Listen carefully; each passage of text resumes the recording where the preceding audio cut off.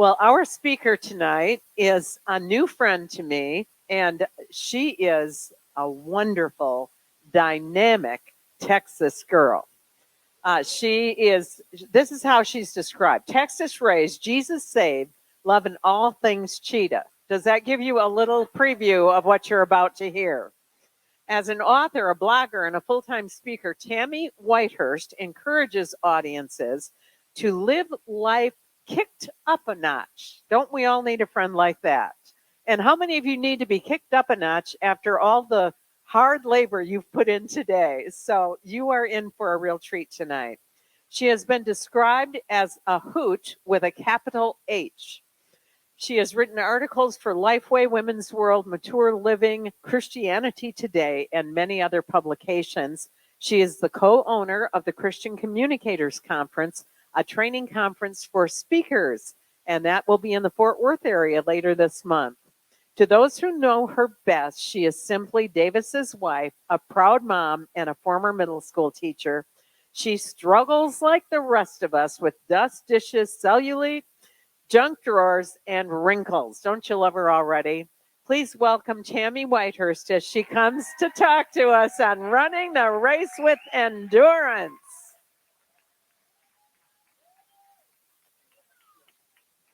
Let me tell you, I was so excited to be here tonight that I actually shaved my legs. And you know, we don't do that when you get my age, because there comes that point in every woman's life when she stops shaving above the knees. We do. And some people say, oh my goodness, that is the grossest thing I've ever heard. You're just running around having all this hairy legged stuff on from here to here. It doesn't work like that. Because one night we went to sleep, and all the hair on our legs went, and we woke up and it shot out of our face like a full-blown mustache. And let me tell you, as speakers on a stage, we need somebody to tell us when we are sporting a mustache or a goatee or a hair out of our cheek. That's the last thing we want to do. What you are going to get tonight is Southern twang with a smidgen of yeehaw and a whole lot of truth. A candid conversation gone full throttle. And so I want to say hello to everybody who's watching online. I have a lot of friends who are watching online. Many of you know Blue Hair Becky Ant is what I call her. And she is absolutely wonderful, and she's encouraging. And don't we all need encouragement? We do. A merry heart does good like medicine. And so tonight we're going to get a whopping dose of that. You know, I love writers and speakers, because writers and speakers, they're tougher than a $2 steak, and they're than a is what I like to say, because we've got thick skin. We have to have thick skin. We're told no very often. And if you're a speaker, then people will often let you know what they didn't like about you, whether it was how you were dressed or what you said. And so we've got to have that thick kind of rhino skin is what I like to call it. But I love talking to writers and speakers. I just plain old love this place. Speakers write and writers speak. And when we laugh together, we sometimes leak. Especially the older we get. And you know, in this room, a whole lot of stories. And I've heard so many of your stories. But I want you to raise your hand if you've done some of these things, because some of the people at your table may have absolutely no idea of what you've done in your life. How many of you in here have ever rode a bull, fake or real? Raise your hand. All right, how many of those bulls were real? Keep your hand up. There we go. Yes. How many of you out there have ever hid in a trunk to get in the drive-in theater? Now that's taking it back a while. How many of you out there have ever bungee jumped? Oh, see, we are crazy. We are. How many of you out there have ever parasailed? Yes. How many of you out there have ever zip lined? I'm telling you. How many of you out there saw Elvis before he died? Oh, now we're telling our age. How many of you out there love riding in a convertible or a motorcycle open air? I'm right there with you. We totally understand why dogs go. There's just something about it. But you know, by this age, our children expect for us to be sophisticated, proper. Our children expect for us to be serious. Let's disappoint them tonight, my friends. Yes. Because when I look at this crowd, what I see is the wooden spoon spanking, good Lord thanking kind of folks. And I think this would describe you just like it describes me. As for me and my house, we will serve the Lord. We will salute the flag. We will stand for the national anthem, and we will kneel at the cross. Yes, that's who we are. How many of you out there are runners? You know, they say self-care. How many of you are runners? Well, you just go. See, the rest of us tried that. And then we read Proverbs 28:1 that says only the wicked run when nobody's chasing them. We saw no reason to have to do that kind of thing. But we have to figure out what we need to do to get away from it all. And these are the kind of things, conferences like this get us away from it all. It gets us with our people, to be with our people who get us, who understand why we do what we do. And I love to be at conferences with writers and speakers. I want you to know that today when I was up on this platform, somebody came and showed me a picture of what I looked like when I was up here. You know, you really have to watch your resting face. Some of you have a beautiful resting face. And some of you, if you have a downturned mouth, it just kind of. And when I saw that picture, I thought, oh my goodness. And I often will tell speakers, watch your resting face. It can get you in so much trouble because it can make us look like we are angry at people. Watch your resting face. I cannot stress that enough. In this room, and I've talked to so many of you on one-on-ones, and I have found that in this room there are two generations of people. You have the people who go to the beauty shop, and you have people who go to the hair salon. You have people that wear breeches, and you have people that wear pants. You have people that wear blouses, and you have people that wear shirts. That's right. But here's a salute to all of us who are older than we used to be. We're not old. We're just older than we used to be. I want you to sing this song with me because I'm going to tell you, our kids tell us all the time, you can't remember anything anymore. Well, I guarantee you haven't sung this song in a very long time. But many of you, it's going to come right back. Sing it with me. Delta Dawn, what's that flower you have on? Could it be a faded rose from days gone by? And did I hear you say you wasn't meeting you here today to take you to that mansion in the sky? Woohoo!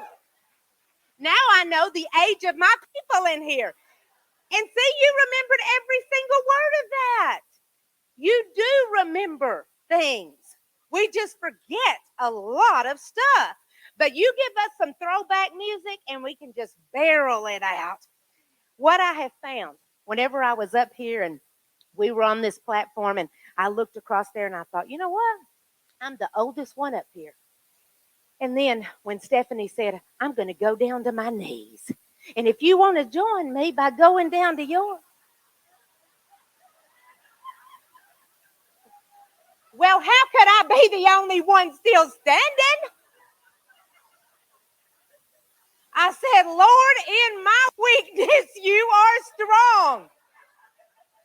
Help me be able to get back up. So I went down right there.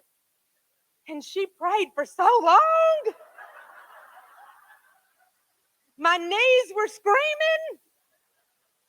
And then whenever I went to get back up, this is, we pray to the Lord all the time when we're on a stage while we're talking, whether we're standing there and we're down like that and everybody's younger than we are. I said, Lord, I need you to help me get back up.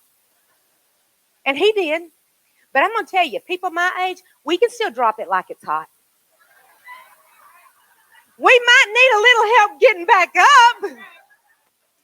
But I just want to say I am so sorry, and I want to apologize to all the people that I thought were old at 40 when I was 18. Oh, my goodness. But if you're wondering if you have graduated to that age bracket, because some people say, oh, I'm not old. No, you're not old. You're just older than you used to be. But if you are in that Delta Dawn age bracket, if leaning over to paint your toenails will get you out of breath,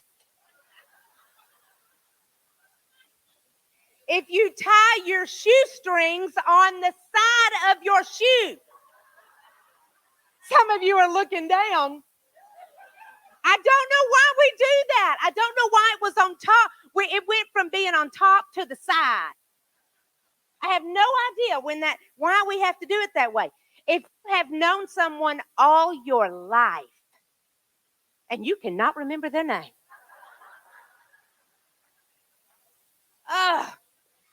if you and your teeth don't sleep together anymore,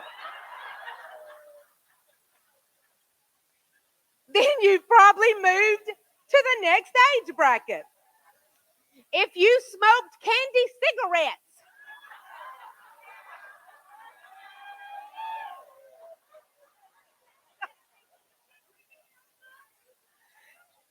I always tell young people, I always say, because young people think that we cannot raise kids well. I don't know why, because we raised our kids and they lived and they survived. I mean, we gave them snacks that involved candy necklaces. And they were sweaty and dirty and grimy, and we're still chewing on it. That was our snacks. But if your daughter-in-law or your daughter or your son or son-in-law, if they say, oh, call mama, she and daddy ain't doing anything, they'll keep the kids this weekend. They don't even realize that we still date. They don't realize that.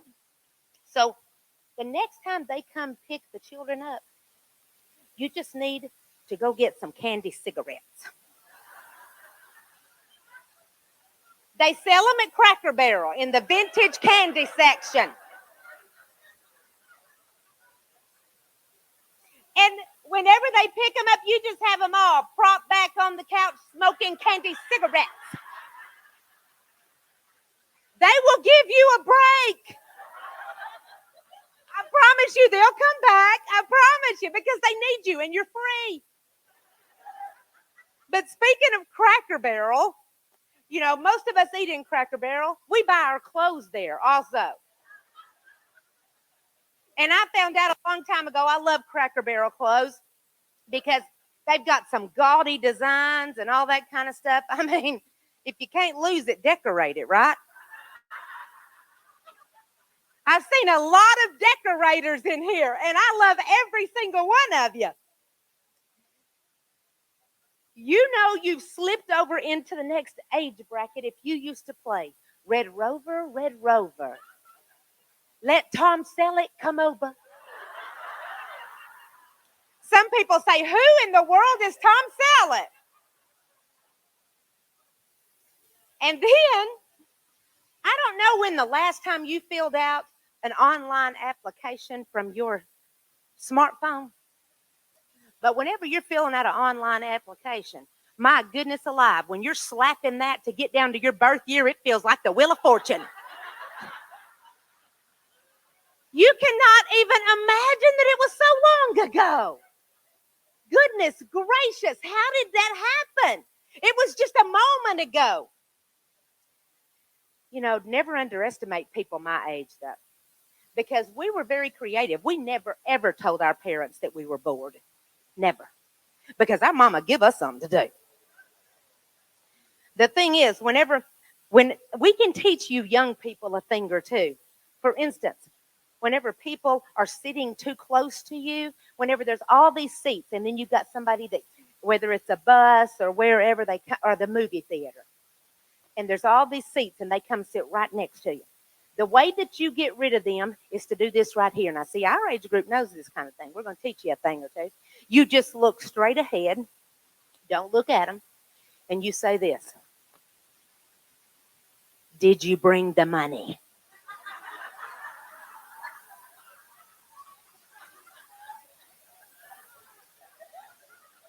They're going to look at you.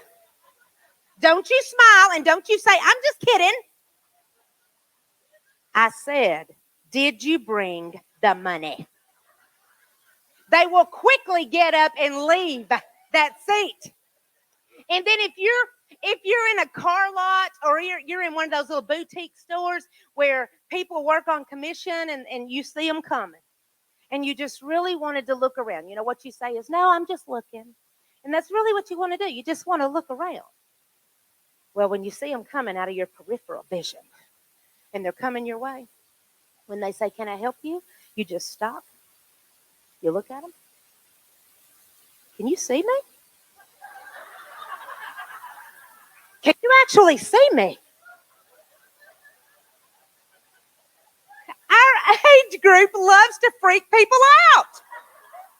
And we do it well, I promise you like that. But let me just say, age is kind of like underwear with worn out elastic. It just creeps up on you, doesn't it? Just a moment ago, we were all 25 years old. Time changes things from diapers to dates to depends.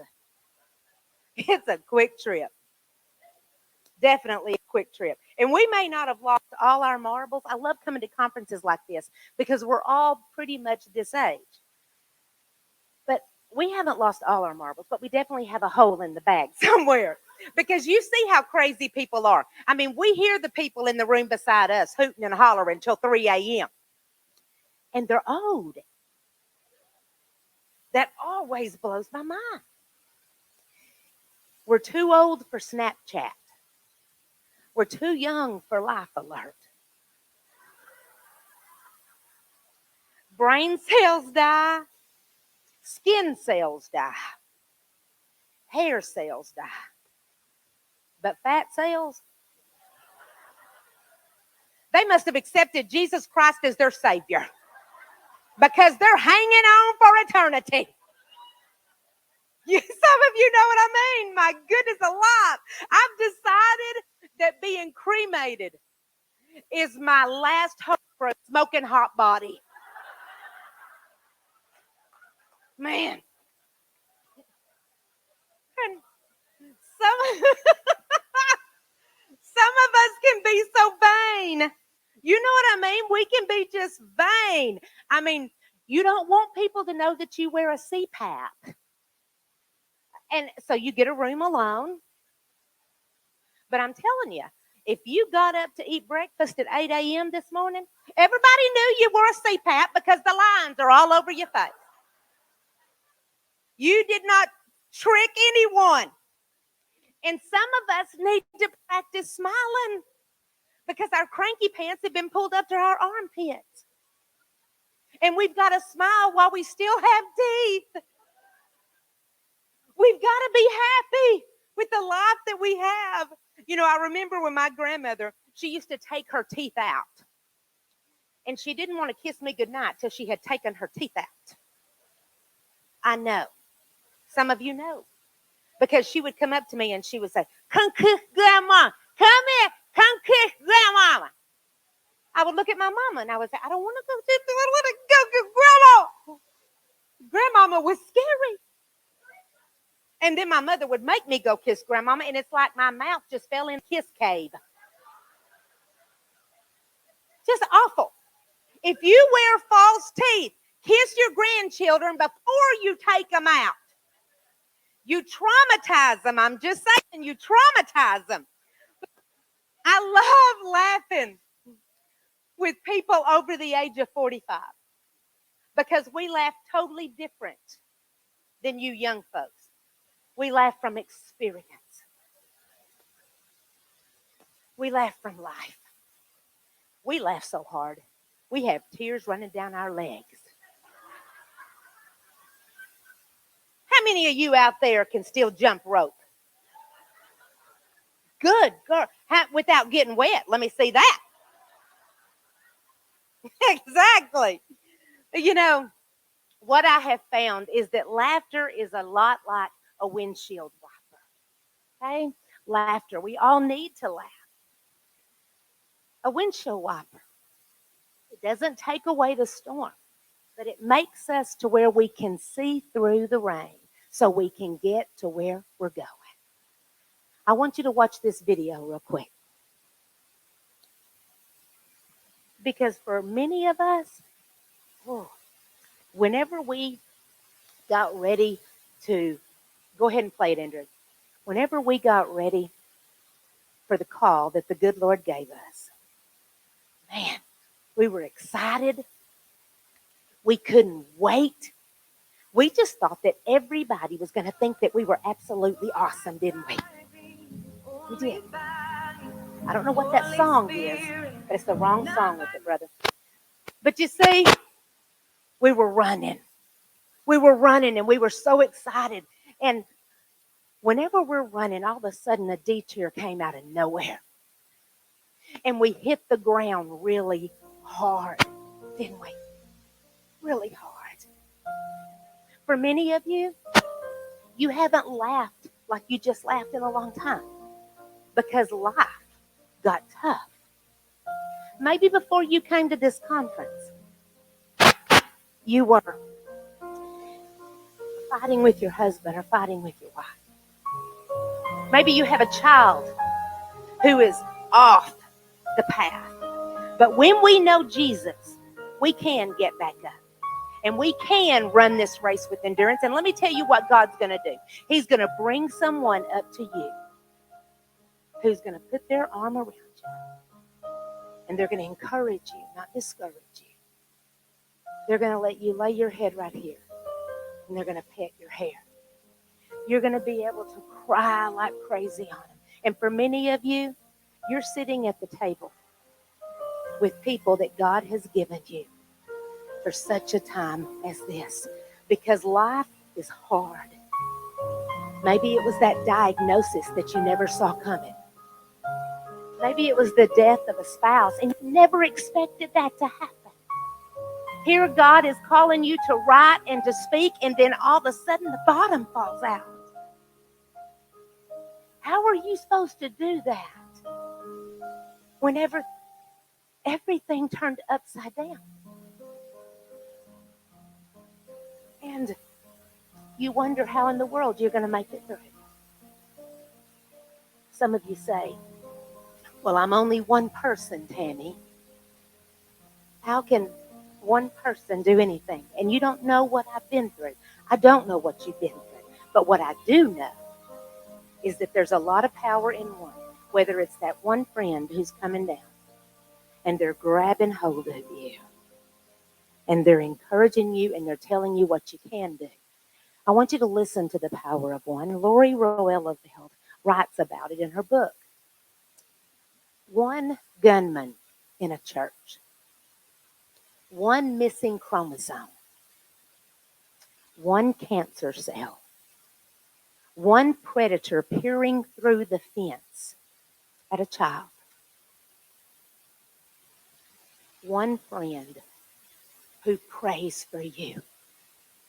One encouraging text. I've been in these groups, and oh my goodness, how the groups have encouraged each other. And I've seen people's faces just light up because that's what we need. We need encouragement. One cross, one Jesus. There's a whole lot of power in one. Now we have to stand up and do what God has called us to do. I don't know what God has called you to do, but is your yes on the table? Because there's some things that I've learned. My friend Christine Tramp says, My job is to trust God. God's job is the outcome. That's so true. God is the best agent, networker, marketer that you will ever find. I've also learned that sometimes it takes a long time for God to do something suddenly. For many of you, you've been waiting a long time. The first time I ever heard that was out of the mouth of Mary DeMille. Sometimes it takes a long time for God to do something suddenly. You have gotten no after no after no. And you so want to hear a yes. When you hear the yes, will you stand up, be counted, represent, and put your yes on the table? I've also learned, don't doubt in the dark what God has shown you in the light.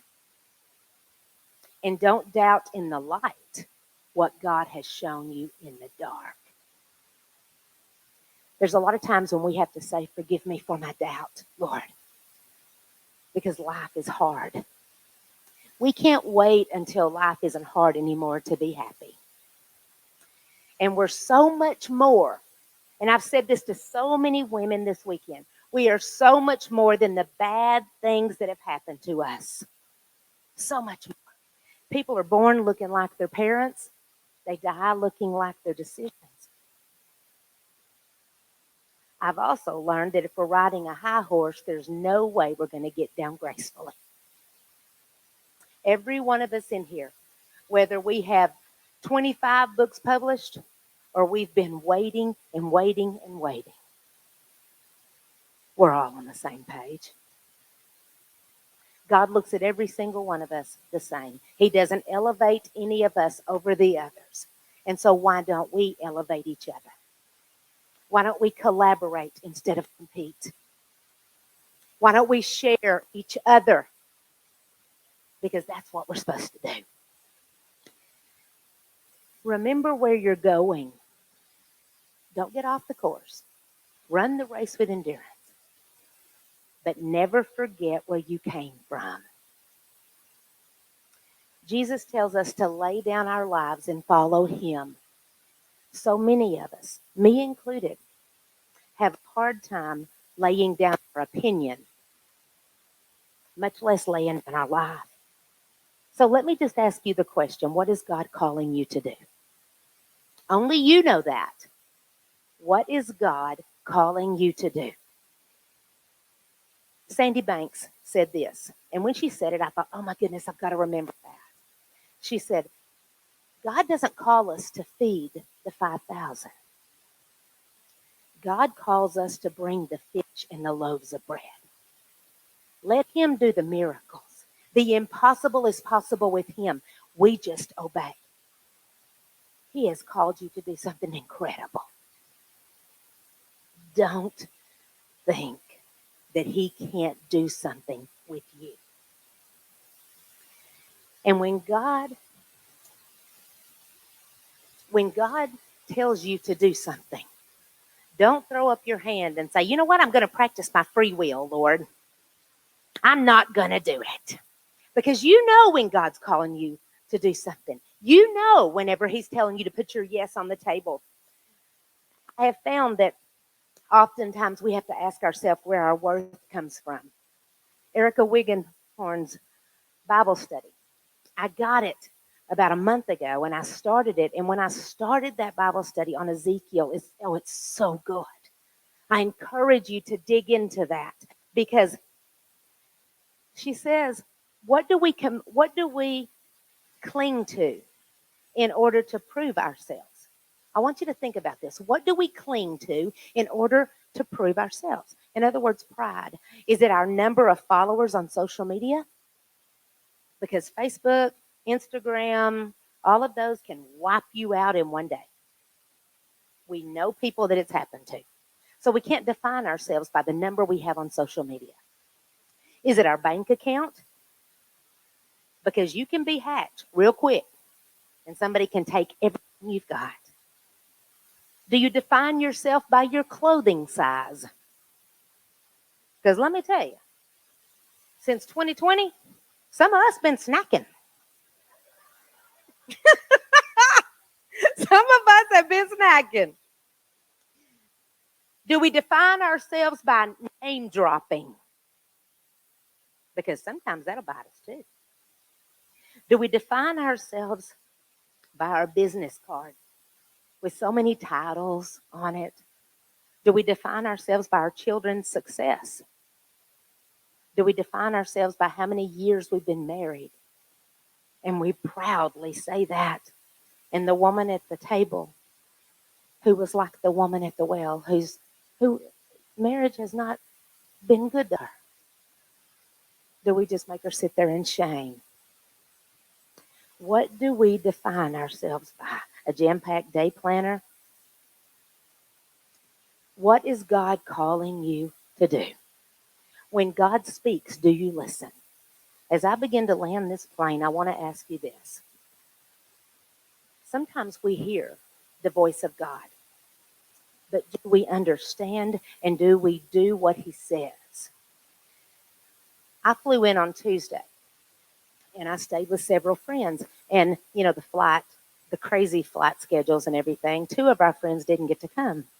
Well, one of our friends, she said, you know, I've gotten in my prayer closet, and I just feel like God is telling me don't go. Well, this is what I said. I said, you know, it may be the enemy telling her not to go because it's going to be awesome. And she said, no, God is telling me not to go. She'd already paid for it, already paid for the flight, everything. She called a friend, and she began to tell her friend, and her friend said, don't go. So she didn't go, and we were so sad that she didn't show up. And the next morning, we woke up to a text that said her 59-year-old brother had had a heart attack. Do we listen to the voice of God?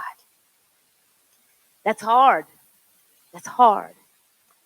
But can I just tell you that cemeteries are filled with speakers who never spoke, with book proposals that were never submitted, speakers who had every opportunity, and yet they got so scared they couldn't get up and do it. They would rather say no. Singers who never sung, teachers who never taught, writers who never wrote. Cemeteries are filled with dreams that are never accomplished, friends never made, forgiveness never accepted, love never shown, and laughter never shared. Don't die with buried treasure. You know, one day we're all going to slide into home because we all know this world is not our home. And as we slide into home, what if Jesus meets us and he takes us into this massive arena large room, and there's all these gifts, and they're all wrapped beautifully, not bags with tissue paper in them, wrapped beautifully with big bows. And we look at Jesus, and then we look at all these gifts, and we go, what is this? And he looks at us and he says, it's every gift my Father gave you that you never opened. This year, recently, I was speaking, and I love that you're playing right now. It's perfect. Keep going, sis. I love it. I was speaking to a large crowd. This woman gets up before I spoke, and she was giving her testimony. First time she'd ever given her testimony. Her family was so proud of her. They had the phone, and they were recording her, and everybody gave her a standing ovation. Well, I came up after her, and they wanted me to have a funny set. So she walks down, and she goes and she sits down, and I get up there, and I'm making them laugh, and all of a sudden I saw something, because I'm up higher than everybody else. And I said, is everything okay? And all of a sudden they ran up to the stage, and they said, that woman who gave her testimony just died.